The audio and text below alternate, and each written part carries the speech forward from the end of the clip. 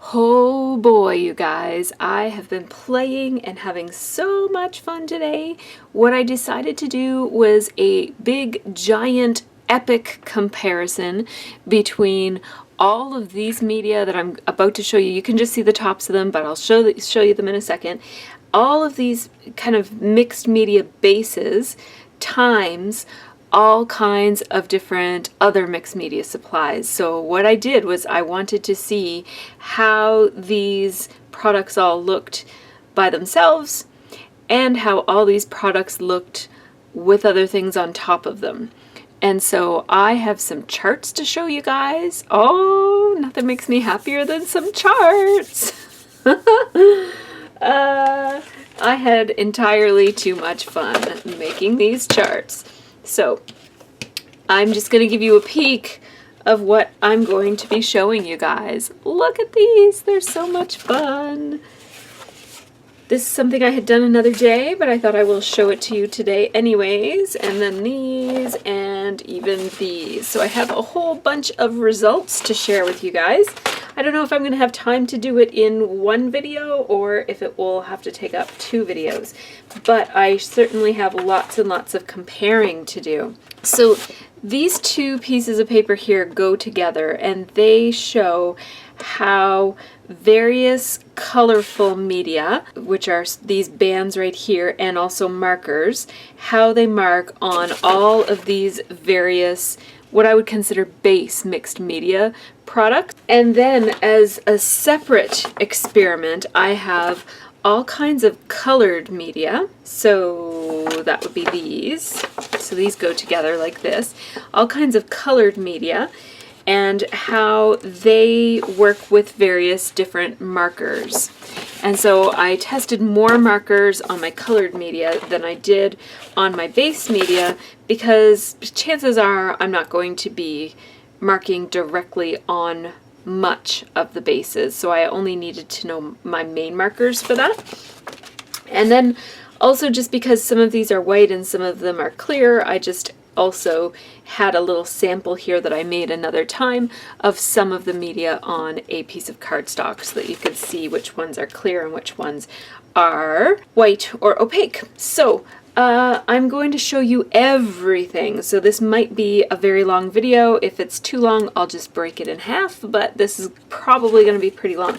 I'm going to start with the media first, like with the mixed media bases first. And so what I thought I would do is walk you through all of the products and show you how they look on paper. So in order of appearance, we have golden gesso. And this is my favorite kind of gesso. Gesso is a base that you can paint onto cardstock to seal it in so that the cardstock is not porous anymore, so that your colored media or any kind of wet media that you put on top of it will stay on the surface and dance around and do the things that it's supposed to do, as opposed to soaking in. That's not to say that you have to use gesso, because using gesso or not using gesso just gives you 2 different looks.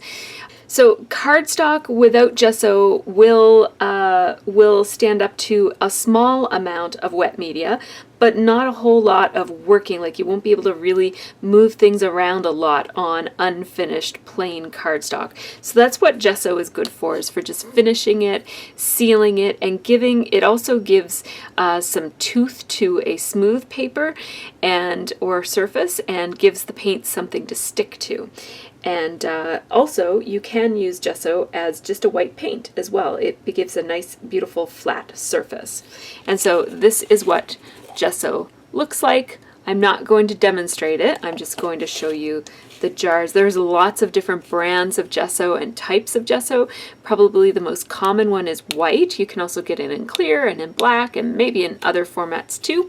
I have clear and black, but I'm not going to show them today because they're just less, I'm much less likely to reach for the clear or the black, so I wanted to demonstrate the white. This is how white gesso looks on cardstock. So you can see that white on white, you can't really see it, but it gives a nice smooth velvety type of texture to your cardstock. So the gesso goes from here to there. And you can see by looking up the line of gesso that gesso, for example, here this kind of darker line is in between two different types of mixed media here. So this is how media compares on gesso versus without gesso on the cardstock. And so you can just have a quick look. I'm going to explain that in more detail shortly. Matte medium, this one is by Liquitex, but you can get it by lots of different companies, including Golden and Ranger, and I think there's lots of different companies that make it. It is a fluid medium that basically you can use for decoupaging or anything similar to decoupaging. So you can paint it on with a brush, and it's like a glue. You paint it on with a brush, and then you put something on, and then you paint over top of it to seal it in. So it's a glue and a sealer, and this matte medium dries to a clear matte finish, and so you won't be able to see this on top of whatever you put it on. So this is what it looks like. So as you can see, it's pretty much invisible. You really can't see it, but you can see how the media that you put on top of it will act different than it does when you put it on plain cardstock. So again, this little strip down the middle here is the plain cardstock. This is the gesso, and this strip right here is the matte medium strip. And so you can see that color will act differently on it, similar to the gesso, because it does seal in the paper. It does act in a very similar way to gesso, except that it's completely clear instead of white, and it's not really a base, but you could use it for a base if you had to or wanted to. So that's matte medium, and I very much prefer it to a product like Mod Podge, because Mod Podge, I can never get it to dry. I don't know if it's my house, the humidity level in my house, or if it's my climate, but I can never ever get Mod Podge to dry completely. So the next thing that I compared was a fiber paste. This is, oh, I should probably show you what this looks like. I'll just pour some out for you. So it's very liquid, as you can see, and it basically looks a whole lot like white glue when it's liquid, and it does dry clear like white glue does too. So then the next thing I compared was a fiber paste, and you can get this by different companies too. Golden and Liquitex are two of the biggest companies that make this kind of stuff, so that's what I have a lot of here. This one is Golden, and you see that it's got like a pasty type of, well, it's called fiber paste, so it does have a pasty kind of consistency. It reminds me of some hair gel that I used to have, some mud that I used to put in my hair when I had it really spiky. And it does have fibers in it. I will show you how this one looks on a piece of cardstock. So this is the fiber paste when it's dry. So it does dry white and with quite a lot of bumps in it. It feels almost like sandpaper when I rub my fingers on it. And then this part I just kind of like stippled like that, and it holds its peaks. As you can see, it's very bumpy and sharp. It's almost sharp. I mean, you're not going to cut yourself on it or anything, but it does have some sharp tooth to it. And this has quite a lot of tooth. So that's what Golden fiber paste looks on. That's how it looks on cardstock. And then this is how it looks on white cardstock. So obviously white on white, you're not going to see very much. But you can see that it has some texture and that the various colored media stick differently to it than to some of the other substances. The next item that I'm comparing is light modeling paste, which is a gel medium by Liquitex, and I have a similar product by Golden that I didn't first. I probably should have put these two to be side by side, but I didn't, so that one's coming down the line. That's what the bottle looks like, or the jar. And then this is what this one looks like. These two, this one and this one, both remind me of a whipped frosting. That's the texture or the consistency of it. It's really quite beautiful and fun and easy to work with. This is probably my favorite product of all of the things on my table right now. This light modeling paste and this light molding paste are both my favorite. They're pretty much equivalent. This is what the Liquitex light modeling paste This is how it looks on a piece of paper, of cardstock, green cardstock. And it's flexible, like you can bend it. It's not cracking or anything, so it's flexible. It feels a little plasticky, like a rough finished plastic, almost similar to suede. It feels a little bit like suede, like fake suede maybe. It's very plasticky. So I think I said that a lot. Sorry about that. Anyhow, that is how it looks, and that's how it looks when it's just kind of stippled to get some peaks in it. And you can see it does hold its peaks as well, and it holds its shape quite a lot, as does that one. Now, this is how light modeling paste looks on a piece of white cardstock. So again, these are hard to see because it's on white cardstock, but you will see that it creates a pretty smooth surface for the colors to stick to. So some of the media take it a little strangely or differently, and other media take it very smooth. Next, we have Natural Sand, which is a Liquitex product. It's called Natural Sand Texture Gel, and Golden does make a similar product, and it's basically another paste, but it has little fine bits of sand in it, so it's quite gritty. So this product dries clear instead of an opaque white like the other products do. So this is how it looks on a piece of green cardstock. It has a slight glossy look to it. It's probably medium in terms of glossy to matte, whereas these are matte. And it's quite nice. You could tint it with some color if you wanted to, and you could tint these as well. So here is the Natural Sand Texture Gel from Liquitex on this, this is this strip right here. And so this is how it looks on white cardstock, and it also has some flexibility to it. All of these products are quite flexible. I mean, that's the difference between using good quality mixed media products and using something less expensive, is that it's going to have these great characteristics, like it's not going to flake off the page when you bend it or fold it, or if it gets warped and so on. So this is how Natural Sand Texture looks on a piece of paper with mixed media on it. I'll try to show it up close so that you can see. This would be plain cardstock right here.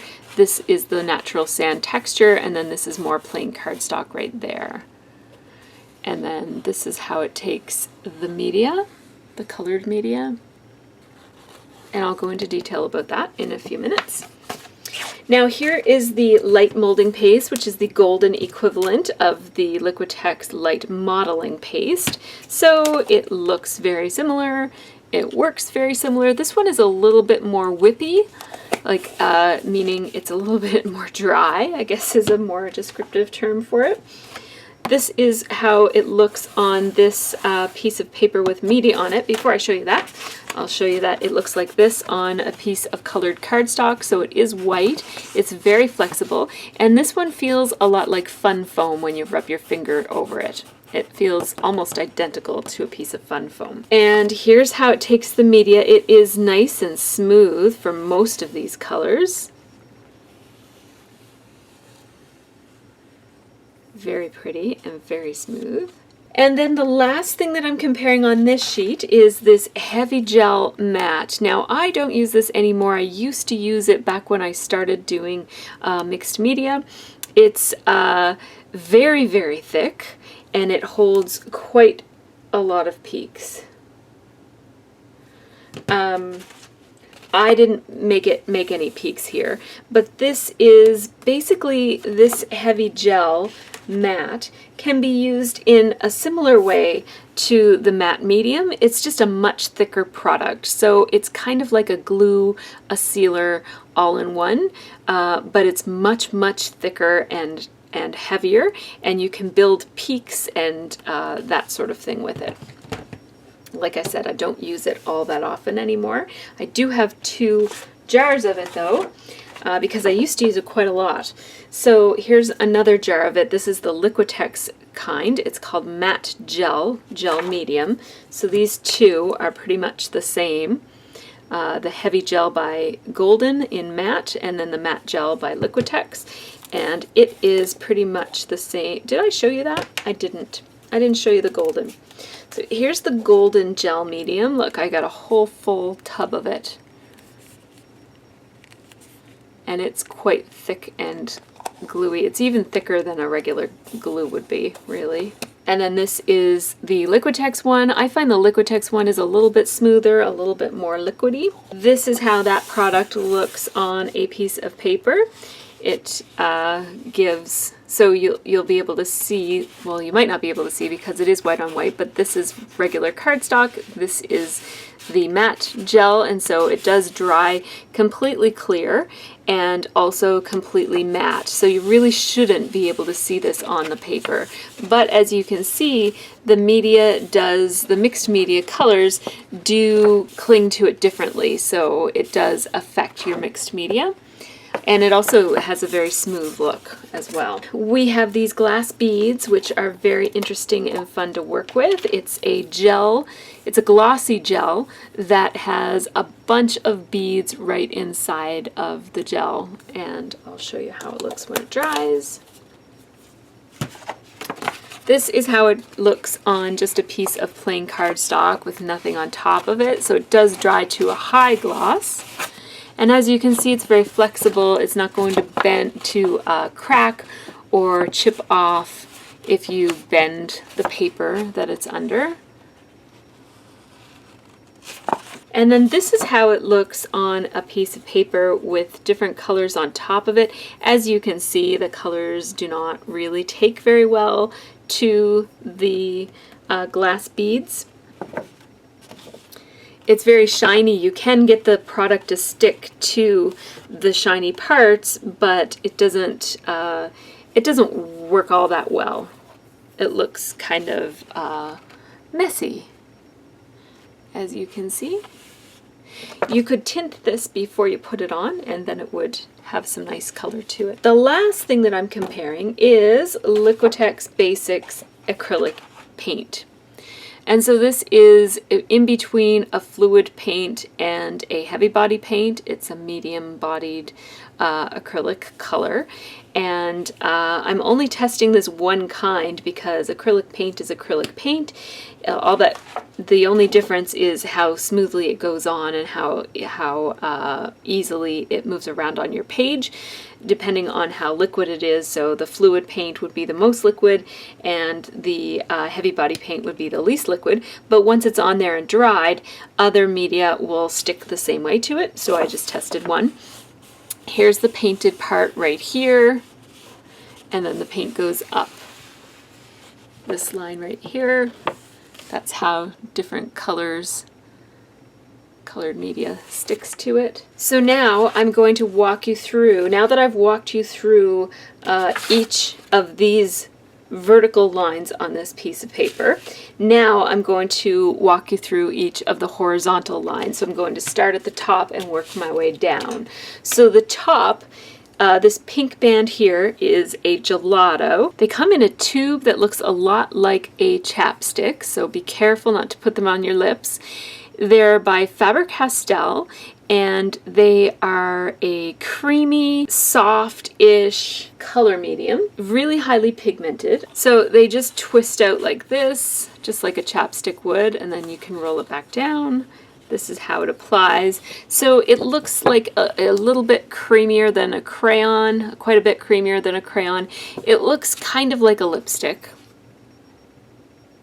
And you can move it around when it's dry. You can kind of smudge it with your finger or with a sponge or a foam applicator or something.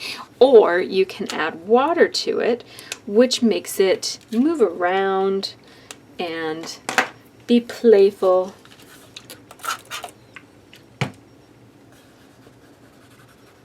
And then you can get all these watercolor effects depending on how much water you add and how much pigment you add. So that's Gelatos. They're a Faber-Castell product, and you can buy them in sets or you can buy them in individual sticks. You can also buy them in double thickness sticks, and those are called, they're marketed as double scoop. And Gelatos look like this.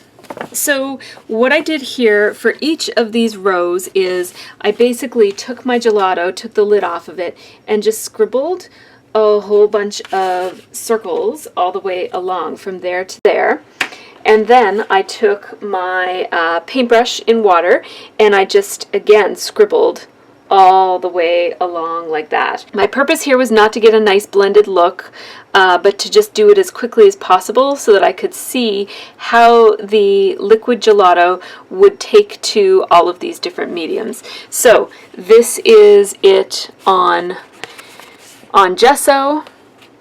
It's nice and smooth on gesso. This is it on matte medium from Liquitex. It's also nice and smooth on that. And you can see in between is how it looks on cardstock, regular cardstock. So the difference here is not only in how it looks, so it's quite a bit darker on the paper than it is on the gesso or on the matte medium, but also in how it acts. So most of these colors sink right into the paper as soon as it hits the paper, and you have a very small amount of time to move the color around on plain unfinished paper. So it looks different and it also acts different on paper. This again is the matte medium by Liquitex. This is how it looks on the fiber paste by Golden. You can see how the pigments really stick in all the little fibers, and it gives you this really beautiful, interesting look. And you can see the brush strokes there as well. In the fiber paste. It's very, very pretty. I really like that.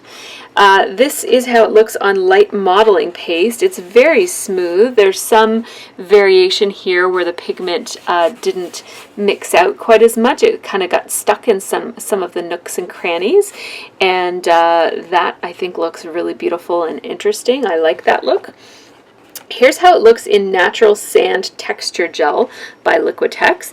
And again, it looks pretty smooth here, and this is where more of the color was added. So this is where more water was added, and this is where more of the actual gelato pigment was. And so you can really see that it works differently where there's lots of water than if there's just a little bit of water, especially with the Natural Sand Texture Gel.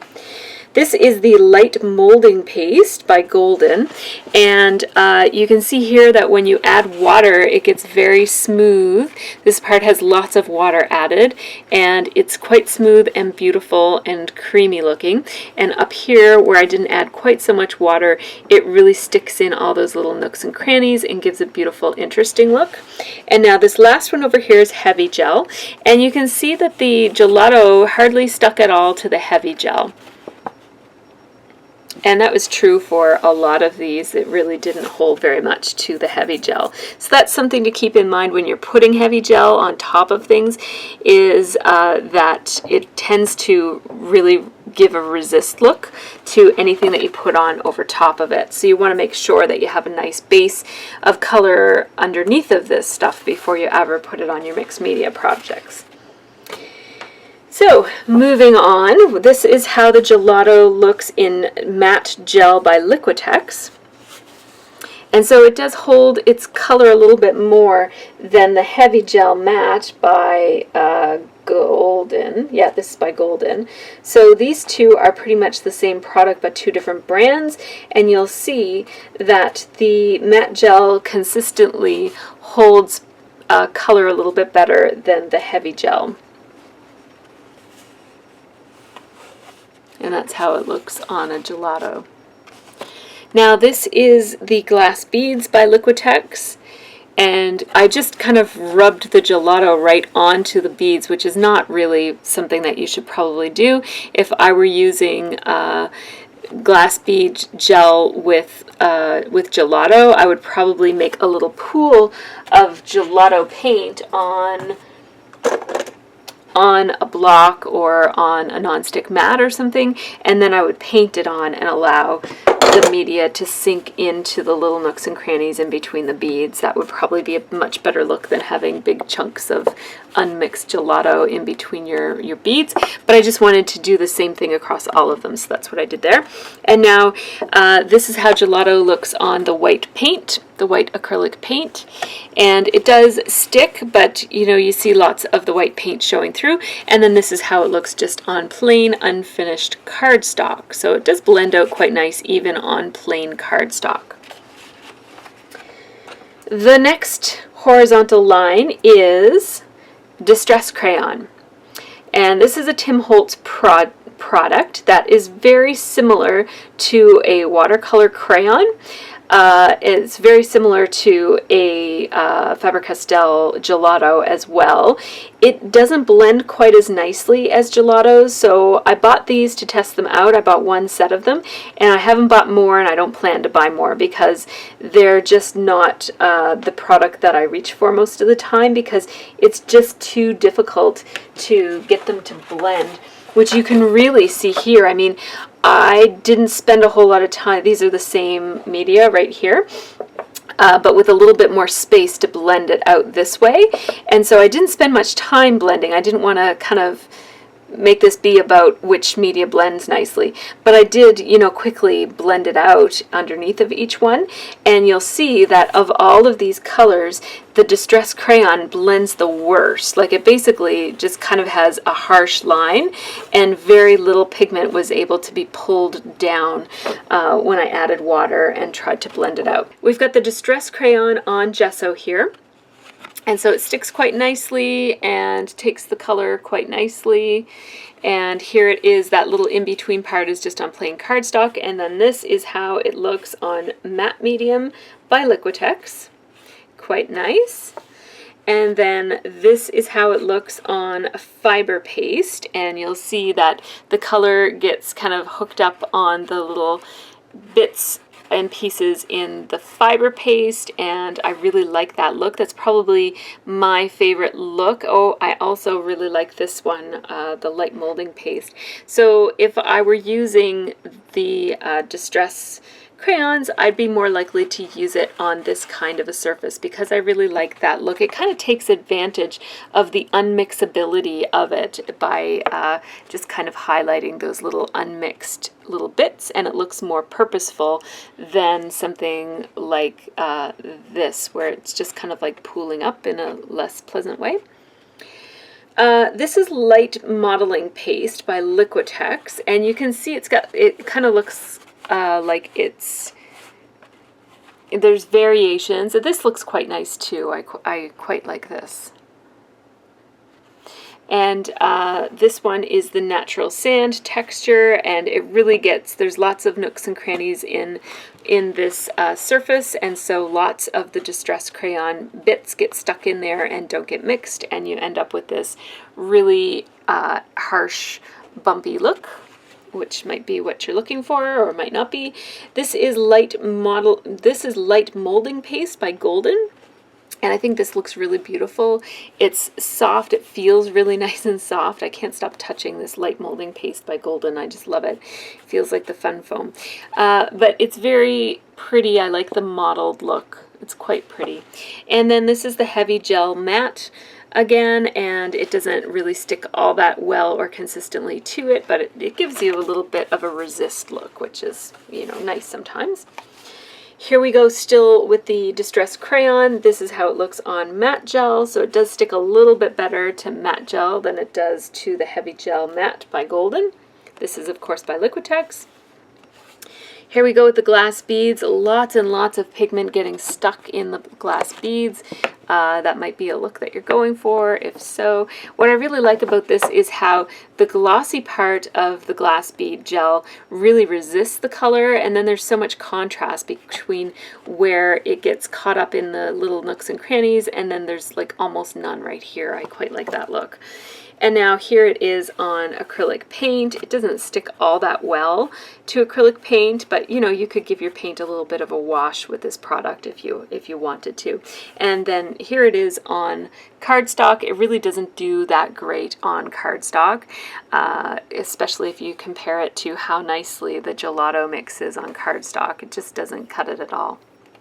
So this product right here is one of these oil pastels from Prima. These are water-soluble oil pastels. They look like this, and this is the one that I used. It's one of my favorite colors. You can tell I used it a lot more than the other ones. I really like this color quite a lot. So this is very similar to the, I'll just take the crayon out so that you can see it. The oil pastel, I think I just called it a crayon. So this is how it looks. It has a little wrapper on it, and I don't know if it says the color on there. Yeah, it does, olive. I'm going to talk a lot about this one.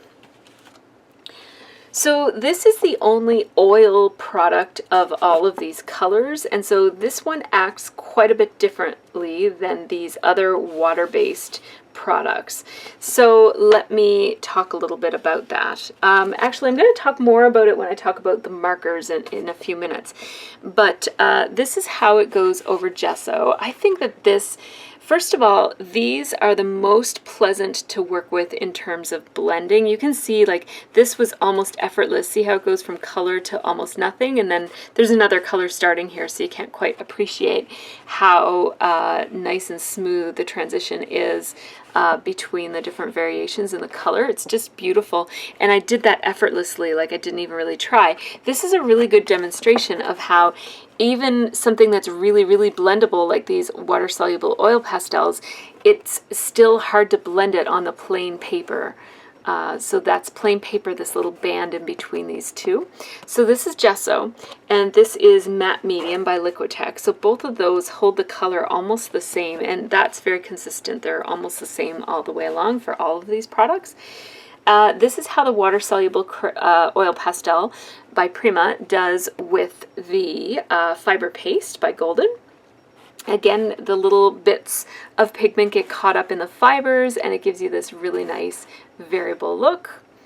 And then this is light modeling paste by Liquitex, and again this smoother part here where so this is where I applied the product directly to the page, and then this is where I added water and blended it down.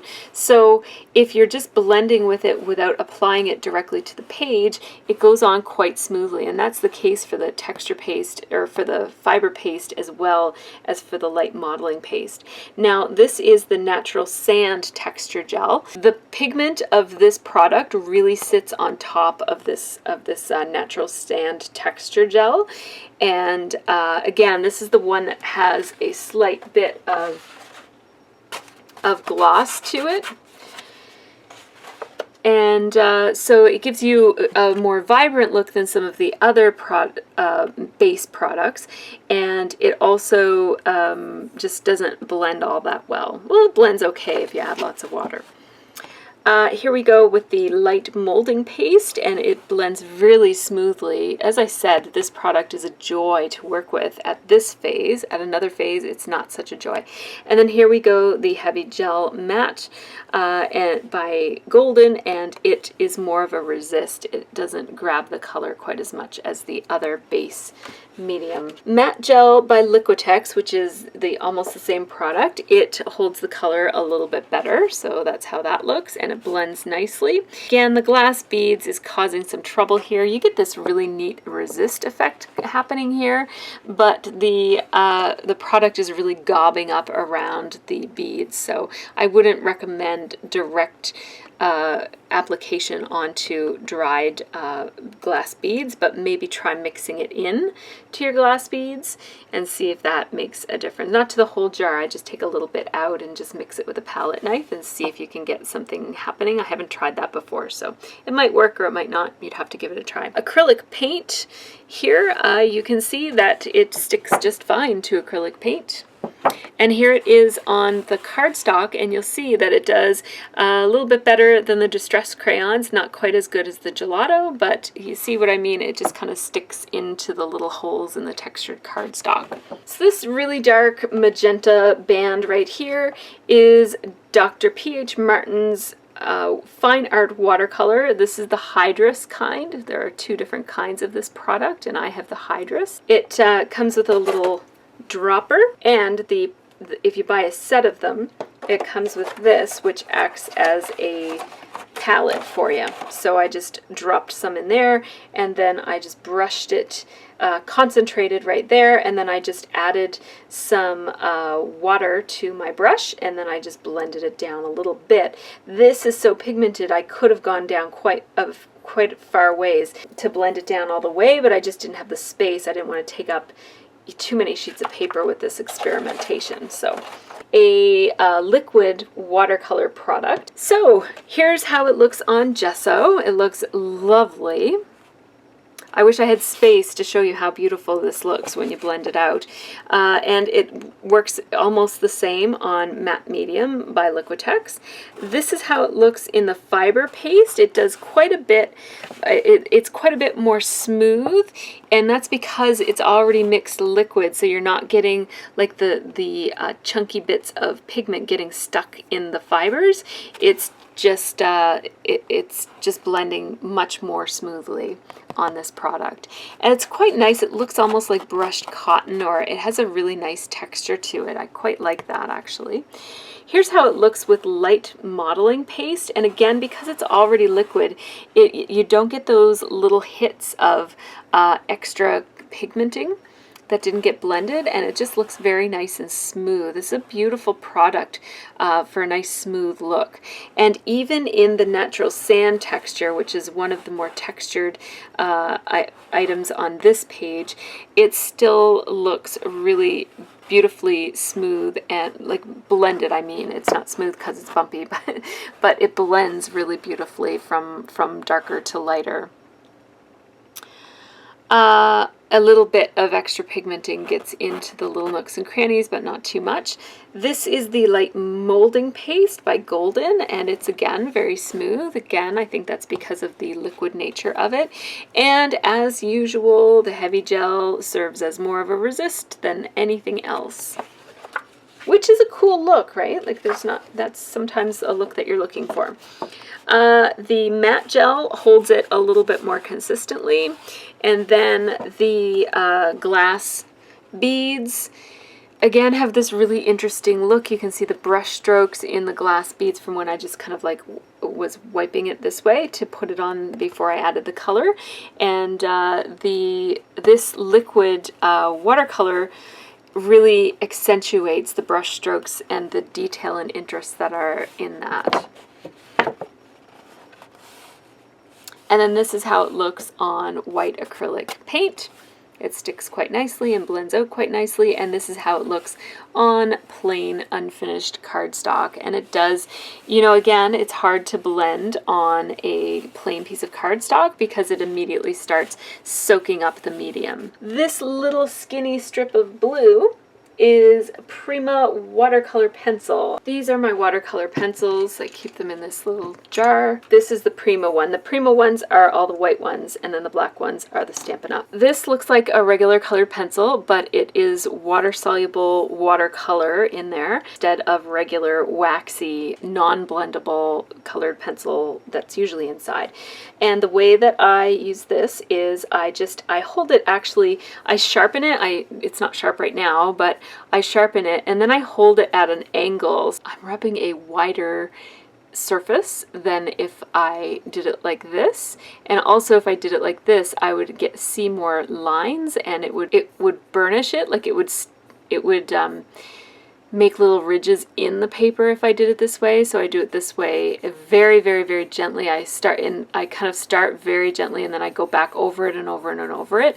Instead of going hard to get a lot of pigment down, I just go really light and for many, many repetitions to get the pigment as dark as I want it to be. It blends absolutely beautifully on gesso, and it just dances around, and you can really move it if you need to and spread it out and add water or add pigment, and you've got lots and lots of time to work with most of these products on gesso, but especially the watercolor crayon or pencils work really beautifully on gesso.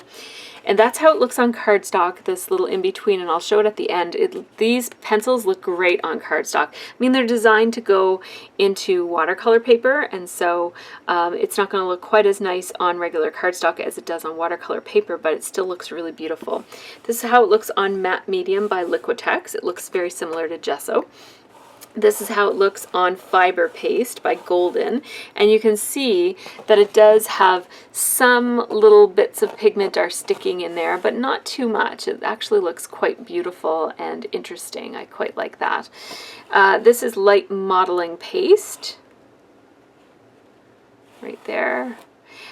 This is how it looks on natural sand textured gel. So again, lots of the little pigment gets caught up in the little bits and crannies and valleys and stuff of this natural sand texture gel, and then because it is a semi-glossy surface, you get a bit of a resist as well, so you kind of get the emphasis of the pigment and then a lack of pigment, so there's some contrast there. This is how it looks on light molding paste, nice and smooth and velvety, very pretty, and again the heavy gel is a resist. The matte gel by Liquitex is acts a little bit more. It looks a lot more similar to the gesso or the matte medium.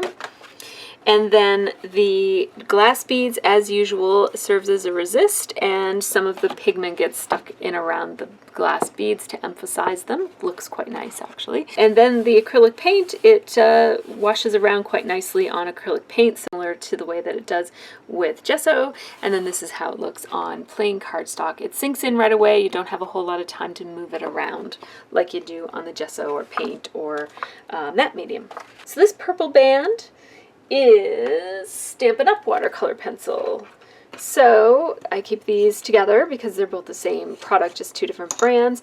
This is what the Stampin' Up! Pencils look like. They're black. They don't sell them.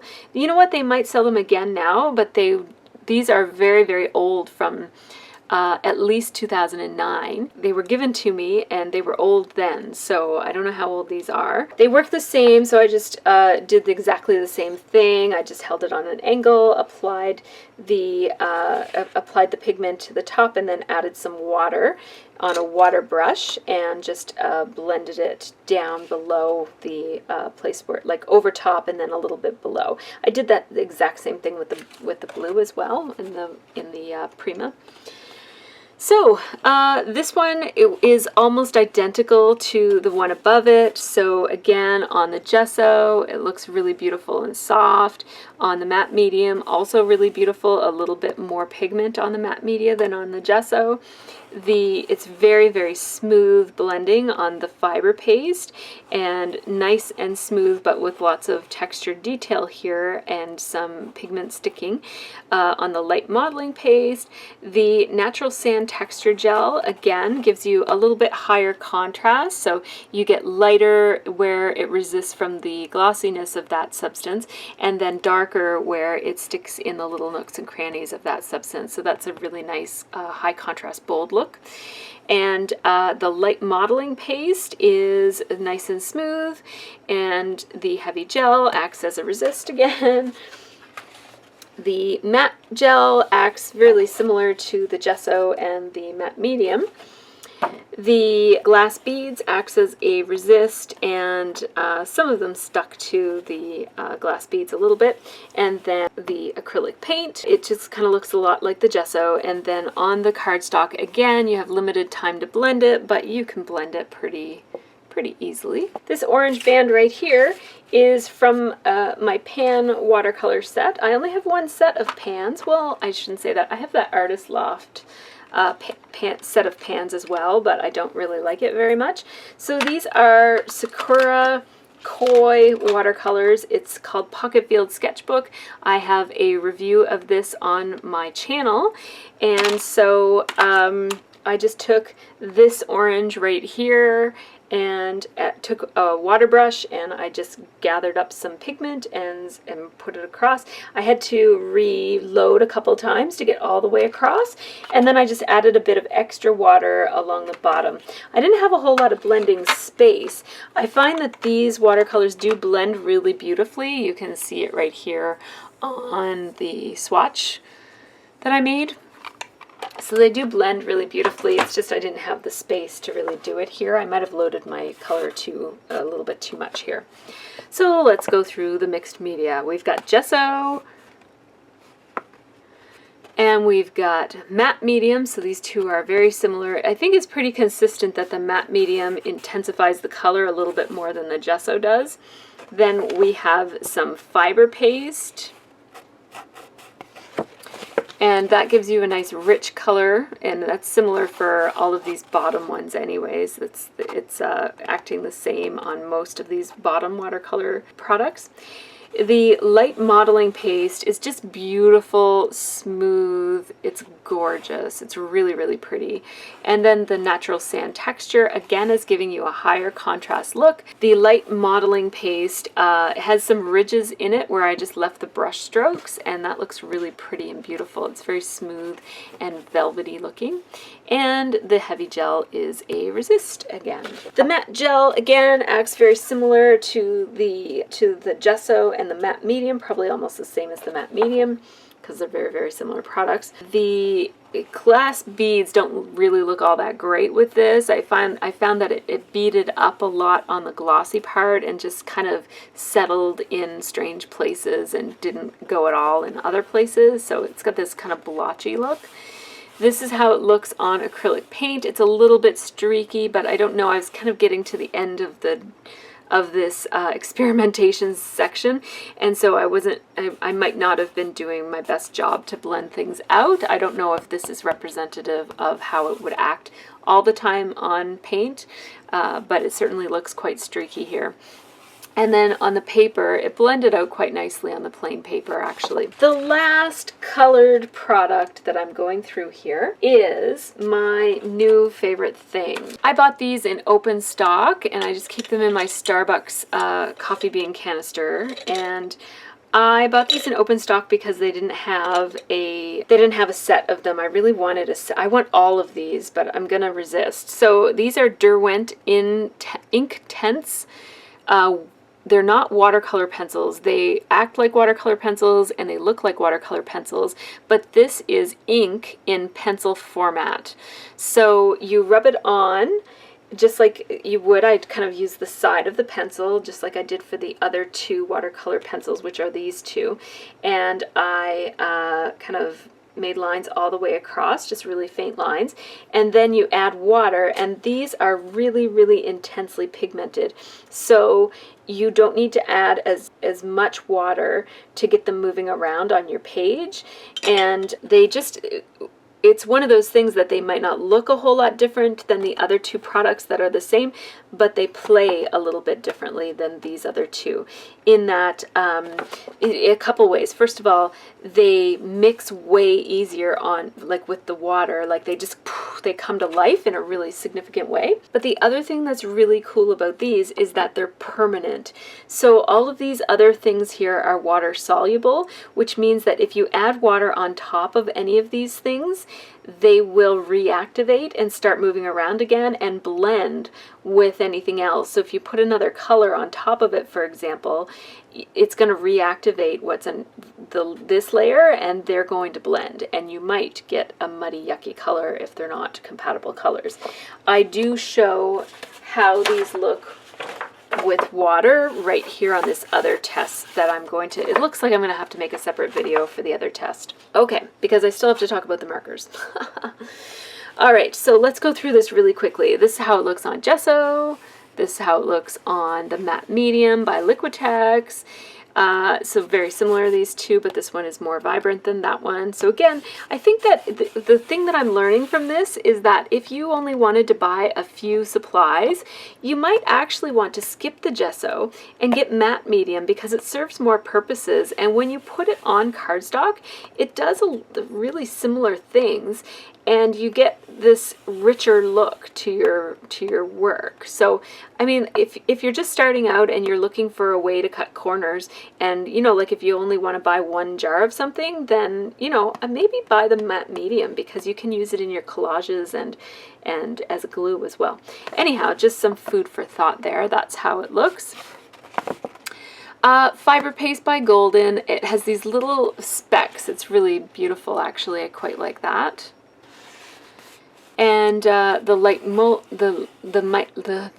modeling paste right here, and then we have the natural sand texture, again very similar to the looks above. Then we have light molding paste, nice and smooth. It held a couple of the pigments right there, but other than that it's nice and smooth. And then the heavy gel is a resist again. The matte gel is very similar to the other matte gel, or the matte medium and the gesso. And the glass beads, again, the glossy part resists, and then the color gathers around the beads. This is on paint. It looks quite beautiful on paint, and it also works quite nicely on unfinished cardstock as well. I like to do some outlining on my mixed media pieces, and so I wanted to test my markers on these naked base mediums, because I do test markers right here on all of the colored mediums. And I just wanted to know, because sometimes you're painting over stuff but you leave gaps, like the paint doesn't totally cover everything, and so you have these gaps of empty space, like maybe some matte medium showing through, or some of this kind of molding paste and stuff like that showing through. And I find that sometimes you're like outlining something, you've got a nice beautiful line, and then suddenly the line disappears as you go over onto another substance. And so I just wanted to know how my main markers that I use. So I didn't do extensive testing. Like here I did extensive testing on using lots and lots of markers. But here I just picked the markers that I use the most. Actually, maybe what I'll do is I will zoom in and tell you which ones kind of, maybe which ones win. And then I'll save the explanation of these markers on the naked media when I talk about that other stuff over there. So the Sharpie pen here, which I just bought, and I haven't had it for very long, but I'm really, really impressed with it. I like it a bit more than the marker. So the Sharpie pen does really well on almost everything. So let's look at these three. So it marks really easily over acrylic paint, really easily over even that glossy part of the glass beads, and it works really well over the matte gel. It works on the heavy gel. It works even on the light molding paste. It becomes a dotted line, like it kind of breaks up a little bit as it goes over the natural sand, which kind of makes sense. I wouldn't expect a marker to be able to mark through sand. It keeps it holds its own through the light modeling paste, and it gets a little bit broken here through the fiber paste, and it holds its own through the matte medium and the gesso. So this is a performer. I really like this Sharpie pen. The other pen that performed really, really well on this test is the Faber-Castell Pitt pen with the brush tip. So that's this pen right here. And it looks like this. I should show you what the Sharpie pen looks like too. Most people have Sharpie pens. I might be the last person on earth to get one, but that's what the Sharpie pen looks like. So it's just a regular metal nib with a felt tip, with a hard felt tip. This pen here is this mark that's quite bold all the way across. It basically, it's the only one that wrote through every single thing really smoothly and really easily. Other ones that stand out as good performers through all of this are, so the Sharpie marker did really well too, and the Tombow Mono Twin. So This Tombow Mono Twin is the unsung hero of my pen jar. I never use this guy, and he's awesome. It has two tips. One looks like this, and then the other is a much finer plastic, like nib with a little fine point.